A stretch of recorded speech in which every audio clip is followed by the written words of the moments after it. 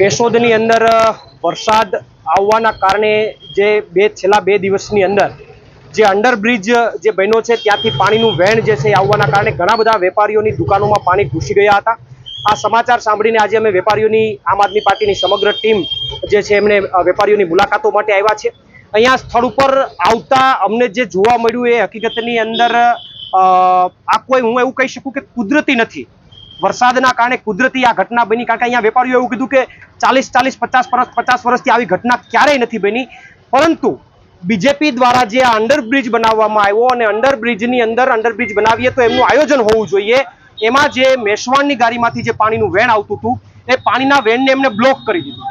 Block કર્યા પછી એમનો ક્યાં નિકાલ એ કોઈ વસ્તુનું આયોજન નહોતું અને એમના કારણે સરકારની બેદરકારીની કારણે અહીંના નગરપાલિકાના બેદરકારીના કારણે આ પાણી જે છે સીધે સીધા કેશોદની મુખ્ય બજારોમાં ઘૂસ્યા છે, વેપારીઓની દુકાનોમાં ઘૂસ્યા છે, વેપારીઓને લાખો રૂપિયાનું નુકસાન થયું છે।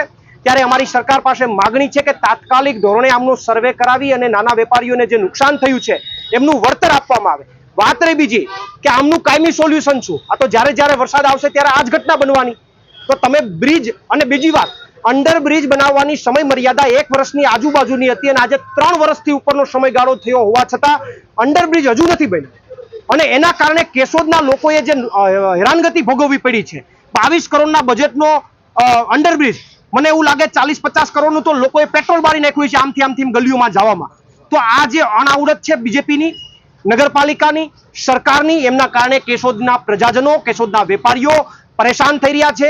અમુક સમાજો પરેશાન થઈ રહ્યા છે, વાલ્મીકી સમાજ, અન્ય સમાજોમાં પાણી ઘૂસ્યા છે, તમામ લોકોને બહુ મોટી નુકસાની થઈ છે। એટલે તાત્કાલિક ધોરણે વળતર અને આમનું કાયમી સોલ્યુશન કરવામાં આવે સરકારને અમે અહીંયાથી નમ્ર અપીલ કરીએ છીએ। અને હવે માત્ર નમ્ર અપીલથી નહીં ચાલે, જો તમે નહીં કરો તો આમ આદમી પાર્ટી તાકાતથી ડંકાના ચોટ ઉપર તમારી સામે લડત આપશે અને કેશોદના વેપારીઓ અને કેશોદના લોકો માટે લડત લડશે। પ્રવીણ રામ, પ્રદેશ ફ્રન્ટલ અધ્યક્ષ, આમ આદમી પાર્ટી।